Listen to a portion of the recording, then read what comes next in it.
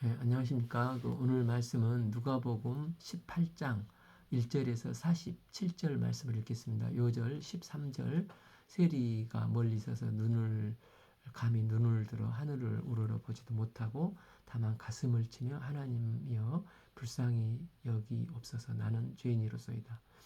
오늘 말씀은 6개의 이야기로 구성이 되어 있습니다. 예수께서 그들에게 항상 기도하고 낙심하지 말아야 될 것을 비유로 말씀하시되, 여기서 항상 기도하라는 것은 모든 일을 그만두고 기도에만 몰두하라는 게 아니라 매 순간 주님의 도우심과 기도 인도하심을 맡기는 기도의 삶을 살으라는 말씀입니다.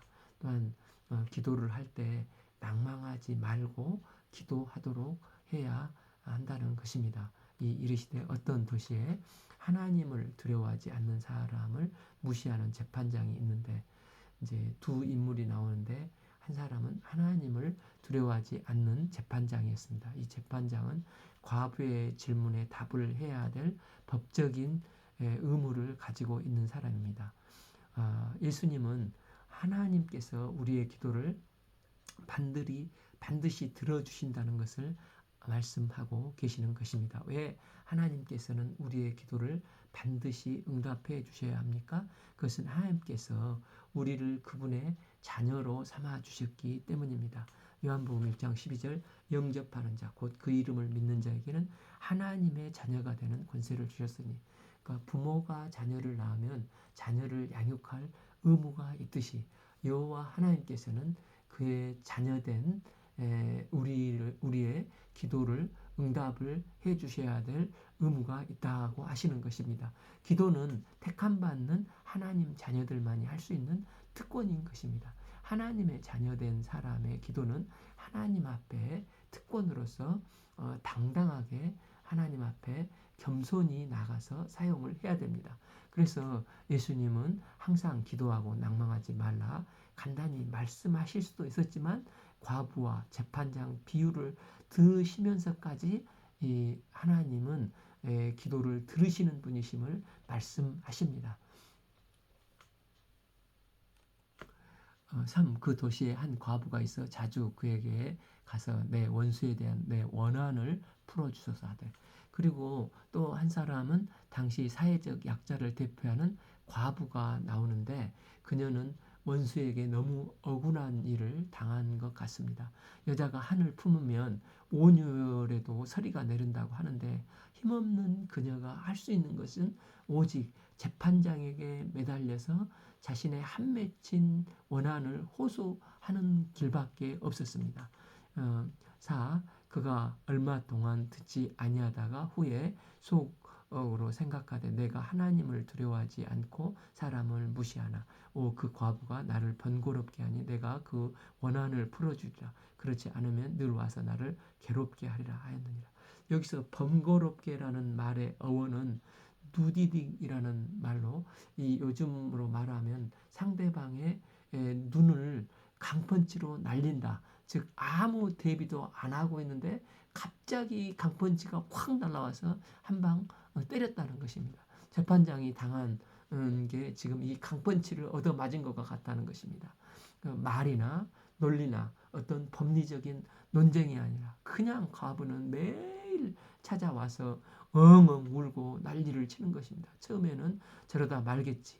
또 경비들이 그를 쫓아냈지만은 하루가 아니라 매일 재판장 앞에 와서 울고, 이제는 집에까지 쫓아와서 비가 오나 눈이 오나 매일 재판장이 가는 곳이면 어디든지 화장실 앞에까지 쫓아와서 기다리고 통곡하고 있는 것입니다. 그래서 재판장이 결국 이 두 손, 두 발 다 들어 그의 원한을 풀어줘야겠다. 이렇게 결심을 하게 되는 것입니다. 6. 주께서 또 이르시되 불의한 재판장이 말한 것을 들으라. 7. 하물며 하나님께서 그 밤낮 부르짖는 택한 자들의 원한을 풀어주지 아니하시겠느냐? 그들에게 오래 참으시겠느냐? 8. 내가 너희에게 이르노니 속히 그 원한을 풀어주시리라. 여기서 하물며가 나오는데 중요한 포인트로 이 불의한 재판관도 들어줄 때가 있지 않느냐. 하물며 좋으신 하나님, 신실하신 하나님, 긍휼이 많으신 하나님은 너희들이 기도하면 왜 안 들어주겠냐 하시는 것입니다. 또 속히 오래 참으시겠느냐와 대조 대무로 문맥상 이제 갑작이라는 뜻보다도 오래 지체하지 않고 이 하나님은 반드시 응답하신다는 것입니다. 불의한 재판관도 이럴진대 하물며 여호와 하나님은 그의 자녀된 자가 드리는 기도를 반드시 응답을 해주십니다. 그러니 억울하다고 포기하지 말고 또 힘들다고 포기하지 말고 낭망하지 말고 끝까지 기도하면 하나님께서는 그 하나님의 때 임계치가 이를 때 지체치 않고 반드시 응답을 해주신다고 약속을 하시는 것입니다. 그럼에도 불구하고 우리가 기도하다가 종종 기도를 포기할 때가 있는데 왜 그럴까요? 응답의 때를 자기 중심적인 때로 생각하기 때문입니다. 자기 응답의 때와 응답의 방법을 스스로가 정해 놓습니다. 그리고 그때까지 응답이 없고 자기 방법대로 상황이 전개되지 않으면 실망을 하고 하나님은 내 기도를 안 들어주시는 분이야 하고 기도를 포기해 버린다는 것입니다. 그런데 분명히 알아야 될 것은 기도는 내가 하지만 기도에 응답을 하시는 분은 하나님이시라는 사실을 알아야 합니다. 하나님은 하나님의 때, 하나님의 방법으로 나의 드리는 기도를 응답을 하시는 분이십니다. 우리가 내 욕심을 위한 기도인가를 돌아보고 하나님의 자녀답게 하나님과 그 말씀의 주파수를 잘 맞춰서 하나님께 기도드릴 때 하나님은 이런 포기치 않는 기도를 하는 자들의 기도를 반드시 들어주시는 분이십니다. 8b 그러나 인자가 올 때 세상에서 믿음을 보겠느냐 하시니라. 여기서 인자가 올 때는 예수님이 재림하실 때까지인데 우리 성도의 기도가 항상 낭망치 말아야 될 기도는 예수님의 재림할 때까지 필요하다는 것입니다. 기도는 인내하면서 끝까지 믿음으로 하는 것입니다. 이 비유가 기도로 시작해서 믿음으로 끝나지 않습니까? 때문에 기도 없는 믿음이 없고 믿음 없는 기도가 없다는 것입니다. 우리는 낭망치 않고 믿음으로 인노하며 기도함으로 하나님의 긍휼하심과 도우심을 덧입고 응답받는 기도의 종들로 성장해 나갈 수 있기를 기도합니다. 9. 또 자기를 의롭다 믿고 다른 사람을 멸시하는 자들에게 이 비유로 말씀하시되 10. 두 사람이 기도하러 성전에 올라가니 하나는 바리새인이요 하나는 세리라. 당시 바리새인들은 엄격한 율법 준수와 율법의 전통을 강조했던 종교 지도자들이 아니었습니까? 그들은 스스로 자기는 의롭다 여기고 자기 에고가 충만한 자들이었습니다. 시키지도 않는 일주일에 2번 금식을 스스로 하면서 자기의 의로움을 강화시키는 자들이었습니다. 자기를 귀히 여기는 것이 죄는 아니지만 얼마나 귀한 것입니까? 그러나 자기만을 귀하게 여기고 자기만을 의롭게 여기는 것은 하나님 앞에 큰 죄악입니다. 반면에 세리들은 유대사에서 가장 참 무시받는 죄인으로 사람들에게 혐오스러운 매국노로 여겨졌습니다. 그런데 이 두 사람이 기도하러 성전에 지금 올라가서 기도를 하고 있는 것입니다.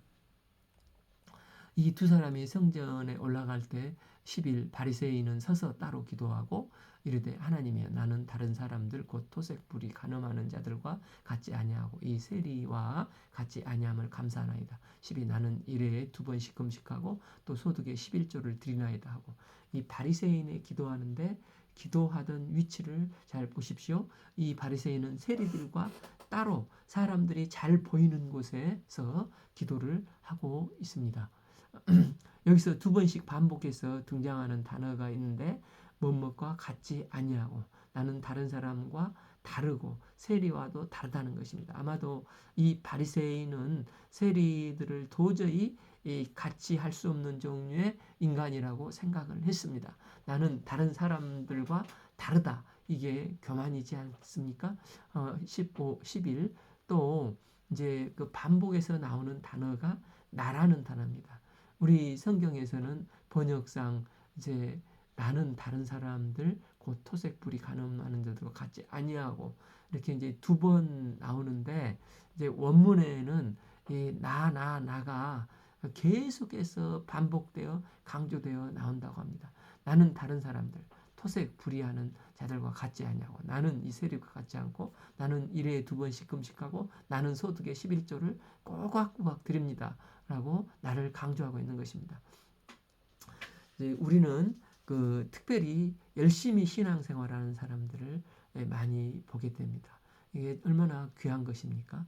그런데 신앙의 열심은 참으로 귀한 것이지만 그러나 오직 열심만 있어 가지고는 또 문제가 있다는 것입니다. 열심히 있는 사람의 특징 중에 하나가 늘 남과 비교하기 쉽습니다. 예를 들어서 열심히 새벽 기도를 하는 것, 하나님이 기뻐하시는 거 너무너무 좋고 개인 영성에 도움이 되지 않습니까? 그런데 열심히 남하고 그러면서도 비교를 하면 나는 저기 먼 데서 차 타고 새벽기도 참석하는데 교회 앞에 있는 저 성도는 왜 잠만 자고 새벽기도도 안 하지? 또 나는 좀 어려움 속에서도 11조를 하는데 왜 저 사람은 이 풍족한 가운데도 11조를 안 하지? 이 바리새인과 똑같이 돼버리는 것입니다. 우리가 새벽 기도하고 헌신하는 것은 하나님 앞에서 하는 것이지 사람과 비교하려고 하는 것이 결코 아니지 않습니까? 그래서 예수님은 이런 바리새인의 열심은 있지만 비교하면 자기 의를 강화시키는 기도를 보면서 이런 게 뭐 기도냐 하고 야단을 치시는 것입니다. 반면 세리의 기도는 무엇이었습니까? 13. 세리는 멀리 있어서 감히 눈을 들어 하늘을 쳐다보지도 못하고 다만 가슴을 치며 이르되 하나님이여 불쌍히 여기소서 나는 죄인이로소이다 하였느니라. 자기의 죄인됨을 고백하지 않습니까? 불쌍히 여기소서 나는 죄인이로소이다 고백하고 하나님의 은혜와 도우심을 구하면서 주님 제가 주님만 의지합니다. 이게 우리 기독교 신앙의 핵심이지 않습니까? 우리는 하나님 앞에서 무엇을 내세운 자가 아닙니다.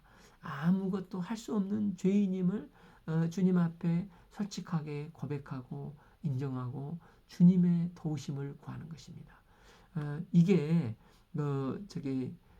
의롭다 칭함을 받는 것입니다.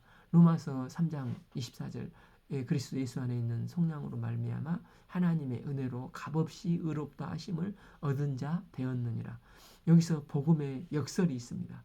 하나님 앞에 의롭다고 한 교만한 사람은 결코 하나님의 도움을 받을 수가 없고 하나님의 응답을 받을 수가 없습니다. 반면 자신이 죄인됨을 깊게 고백하고 불쌍히 여겨달라고 한 세리의 기도를 예수님은 최고의 기도로 인정하셨습니다.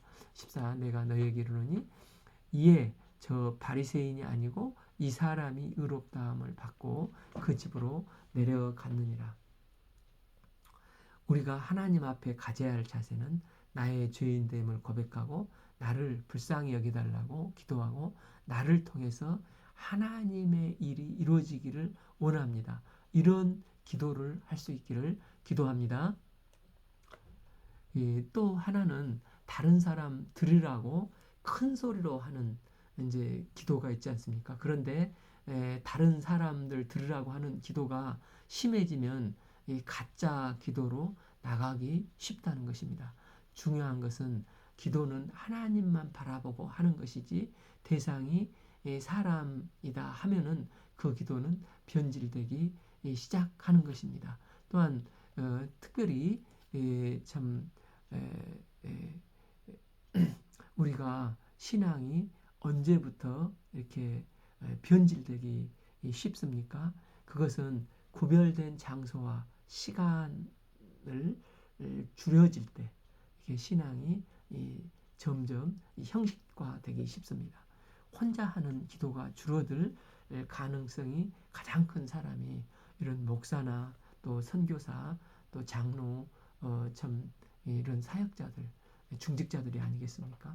목사나 선교사는 말씀 증거하고 신방하고 그러다 바쁩니다. 또 중직자들은 사람들 앞에서 많이 기도를 하면 이렇게 또 사역자들은 열심히 막 바쁘다 이렇게 섬기다 보니까 혼자 구별된 시간을 갖기가 힘듭니다. 이때부터 신앙이 의식적으로 빠지기 쉽습니다. 종교 개혁할 때 마르틴 루터는 너무 바쁘게 개혁을 섬기면서 그러나 그럼에도 불구하고 많은 시간을 할애해서 기도를 했다고 하지 않습니까? 그래서 어느 날 그 친구가 이렇게 바쁜데 기도 시간 좀 줄이라고 했다고 합니다. 그래서 그 루터는 나는 바쁠수록 더 많은 시간을 할애해서 기도를 한다고 했다고 합니다. 이게 하나님 앞에 기도의 자세입니다. 저와 여러분이 혼자 주님 앞에 있는 시간을 많이 확보해서 주님과 교제를 충만히 이룰 수 있기를 기도합니다. 그러니까 그 세리는 하나님 앞에 있는 자신을 받습니다. 우리는 거룩하시고 전능하시고 독생자를 주시기까지 사랑하시고 우리의 삶을 주관하시는 하나님을 바라봐야 합니다. 하나님 앞에서 구별된 장소에서 더욱 낮은 자세로 나가는 기도의 종으로 빚어져 나갈 수 있기를 기도합니다. 세 번째 이야기는 어린아이 같은 태도로 기도를 해야 한다는 것입니다. 15 사람들이 예수께서 만져주심을 바라보고 자기 어린아이를 데리고 오매 제자들이 보고 꾸짖거늘 예수께서 어린아이를 불러 가까이 하시고 이르되 어린아이들이 내게 오는 것을 용납하라. 금하지 말라. 하나님 나라는 이런 자의 것이니라.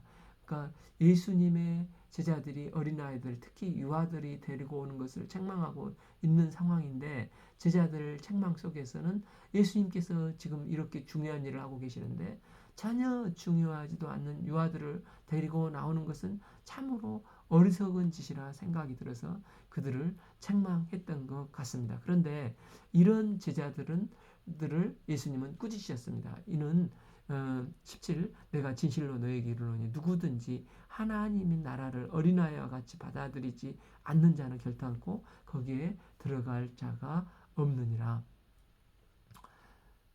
그러니까 하나님 나라는 이제 어린아이가 아무런 힘도 없고 권력도 없는 것 같이 보일지라도 하나님 나라 역시 사람들이 보기에는 반짝거리는 것도 없고 돈도 없어 보이고 명예도 없어 보이고 아무런 특성이 없어 보이지만 하나님 나라는 어린아이처럼 연약해 보일 수가 있습니다. 그러나 우리가 이런 영적인 안목을 가지고 이 하나님 나라를 소망할 때 어린아이와 같은 마음으로 소망할 때 이런 자에게 하나님 나라가 주어진다는 것입니다. 그러니까 이 어린아이들은 순진하고 잘 믿지 않습니까? 우리가 50살, 60살, 70살이 되다 보면 이 어린아이 같이 그냥 받아들이는 순전한 믿음을 가져야 되는데 어른의 마음으로 이렇게 하게 되면 이것도 복음이 변질되기 쉽다는 것입니다. 우리가 이 악한 세상에서 어린아이를 영접하듯 하나님 나라를 소망하며 섬기는 믿음의 삶을 사시기를 기도합니다. 이제 넷째 비유는 18 어떤 관리가 물어 이르되 선한 선생님이여 내가 무엇을 하여야 영생을 얻으리까. 사람은 누구를 만나서 동행하느냐에 따라 삶이 좌우됩니다. 그러니까 자음은 모음을 만나야 글자가 되고 불꽃은 바람을 만나야 큰 불꽃이 되고 철이 쇠를 만나야 더욱 날카로워지는데 철이 물을 만나면 녹이 쓸어버리지 않습니까? 그래서 만남이 중요하답니다. 그래서 오늘 본문도 한 관리와 예수님의 만남이 있었습니다. 이 사람은 사내들인 관리일 수도 있고 상류 계층의 사람이었습니다. 그래서 사회적으로 성공한 사람입니다. 여전히 천국과 영생에 관한 그럼에도 진지한 관심이 있는 사람이었습니다. 선한 선생님이 내가 무엇을 하여야 영생을 얻으리까? 이 사람은 예수님을 선한 선생님이라 부르면서 내가 무엇을 하여 영생을 얻으리까? 이렇게 묻고 있는 것입니다. 19 예수께서 이르시되 내가 어찌하여 나를 선하다 일컫느냐? 하나님 한 분 위에 선한 이가 없느니라. 예수님은 사람 가운데 선함이 없다고 말씀하십니다. 인간의 선함이 구원과 영생의 조건이 될 수 없다고 말씀하십니다. 인간의 선은 상대적인 선에 불과합니다. 아무리 인간이 선하다 할지라도 전능하신 하나님 안에서 보면 그 선을 가지고 하나님 앞에 나올 수가 없습니다. 그러니까 이 관리가 한 질문은 이 바람직한 내용을 가지고 있지만 이 질문은 틀린 것입니다. 그는 영생을 얻기 위해서 내가 무엇을 해야 한다는 전제를 가지고 있었습니다. 그래서 예수님께서 그 구원의 근거로 행한 이런 잘못된 근거를 바꾸어 주시고자 하십니다. 20 내가 계명을 안 하니 간음하지 말라, 살인하지 말라, 도적질하지 말라, 거짓 증언하지 말라, 내 부모를 공경하라 하였느니라.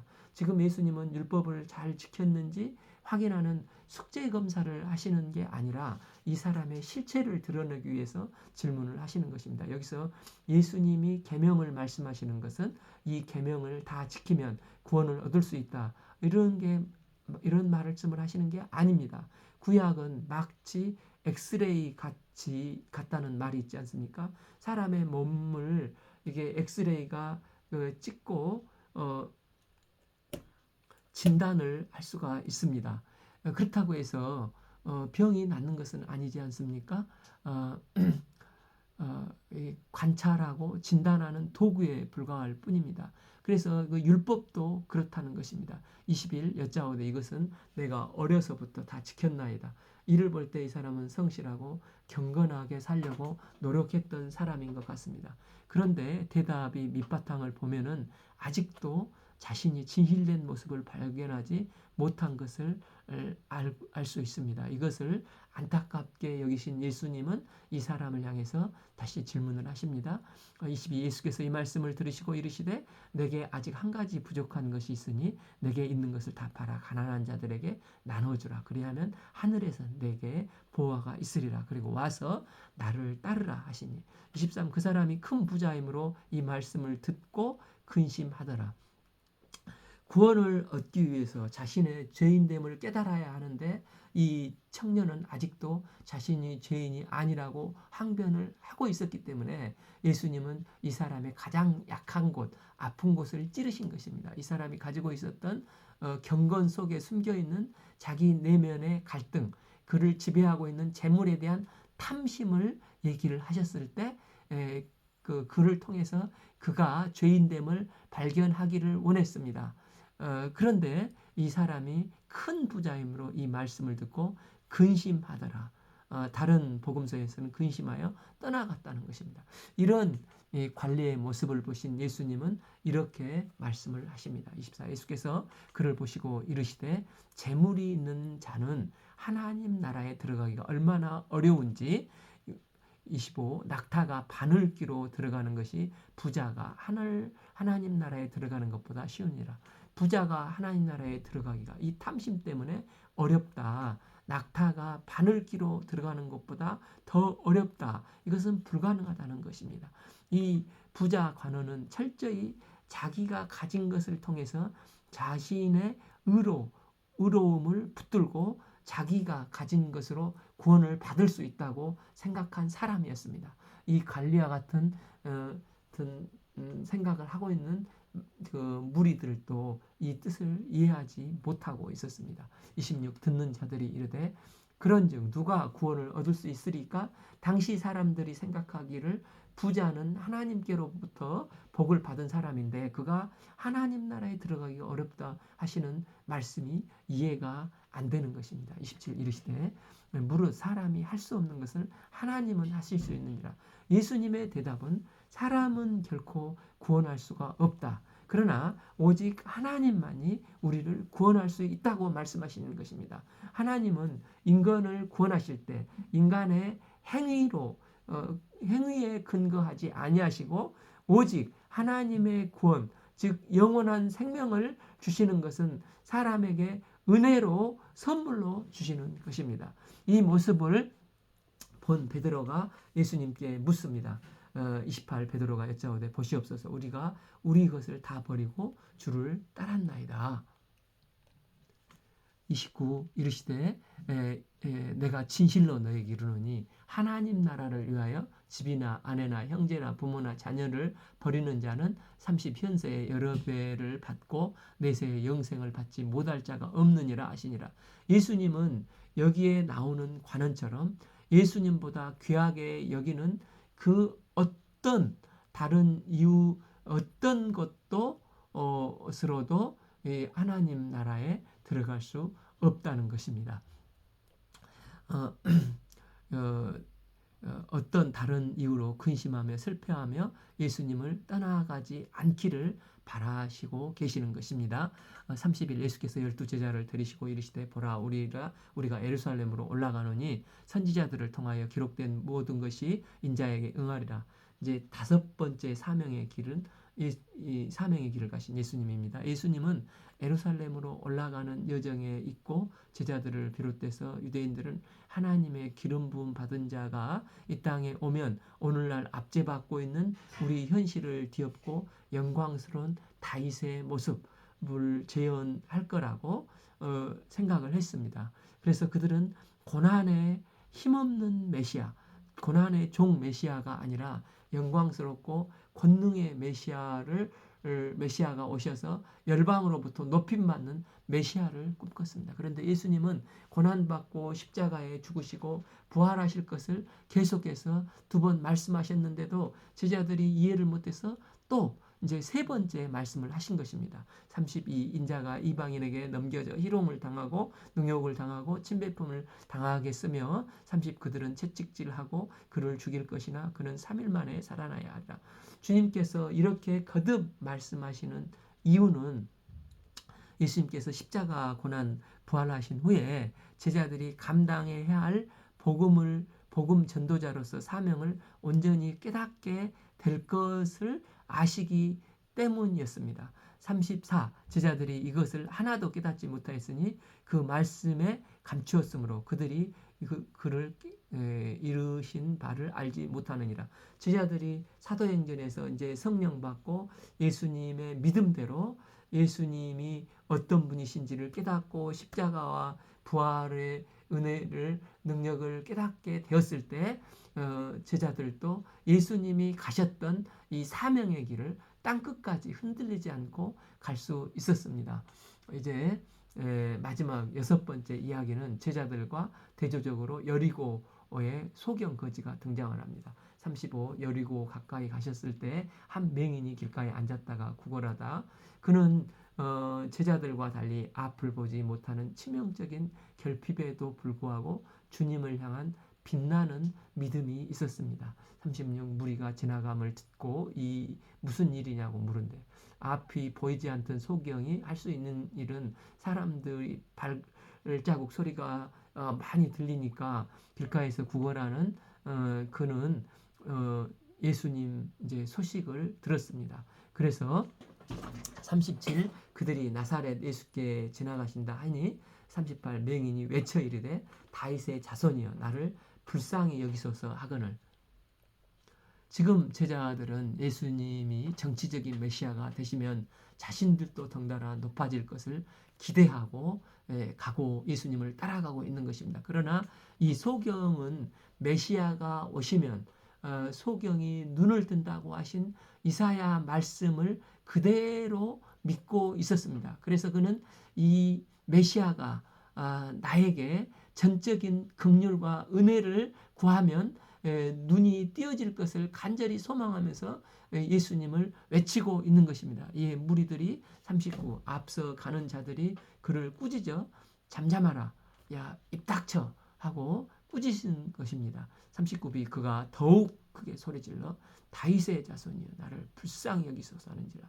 그는 다윗의 자손이여 칭호를 하면서 예수님이 자신에게 약속하신 말씀대로 눈을 뜨게 하신 선물을 주실 메시아임을 믿고 믿음의 기회를 놓칠 수가 없어서 이렇게 생명을 걸고 필사적인 행동을 하고 있는 것입니다.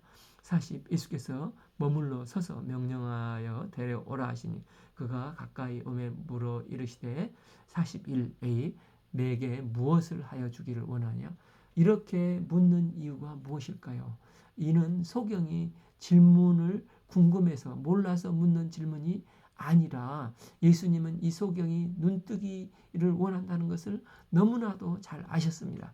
그럼에도 불구하고 너의 이 믿음을 공개적으로 다시 한번 시연을 해서 메시아의 애언이 성취되었음을 만천하에 많은 무리들 앞에서 보이도록 고백하도록 한 것입니다. 예수님은 뻔히 은혜를 베푸실 것이지만 우리에게 요구하는 것은 믿음의 고백입니다. 우리가 이런 믿음의 고백을 드리면 하나님은 결코 외면치 않으십니다. 이 믿음의 고백을 통해서 이것은 내 능력으로 된 것이 아니고 하나님이 전적인 은혜로 된 거야 하는 확신을 심어주게 되고 하나님께 영광을 돌리게 되는 것입니다. 이 소경이 뭐라고 했습니까? 41b 주여 보기를 원하나이다. 이사야서에서 메시아가 오면 눈을 뜬다고 했는데 이 약속의 말씀대로 나는 눈을 뜨기를 원합니다. 믿음의 고백을 한 것입니다. 그랬더니 42 예수께서 그에게 이르시되 보라 내 믿음이 너를 구원하였느냐 하시매 43 곧 보게 되어 하나님께 영광을 돌리며 예수를 따르는 백성들이 다 이를 보고 하나님을 찬양하니라. 이 소경이 곧 보게 된 눈을 가지고 예수님을 찬양했을 때 그를 따르는 백성들이 다 이를 보고 하나님을 찬양하였습니다. 이 소경을 눈뜨게 한 사건이 시사한 바는 예수님은 이사야 약속대로 소경의 눈을 뜨게 하신 메시아, 약속된 메시아라는 것입니다. 이 소경의 고백, 주여 다윗의 자손이라는 표현과 눈뜨는 역사로 예수님이 메시아이심을 분명히 십자가의 길을 가시는 중에도 드러내셨습니다. 주님은 우리가 믿음으로 고백할 때 놀라운 회복과 구원의 역사를 이루시는 분이십니다. 우리의 삶 속에서 이런 놀라운 믿음의 고백들을 통해서 회복의 역사, 능력의 역사가 주님의 영광이 드러나는 역사가 충만히 드러나길 기도합니다. 오늘 말씀은 누가복음 18장 1절에서 43절 말씀을 읽었습니다. 감사합니다.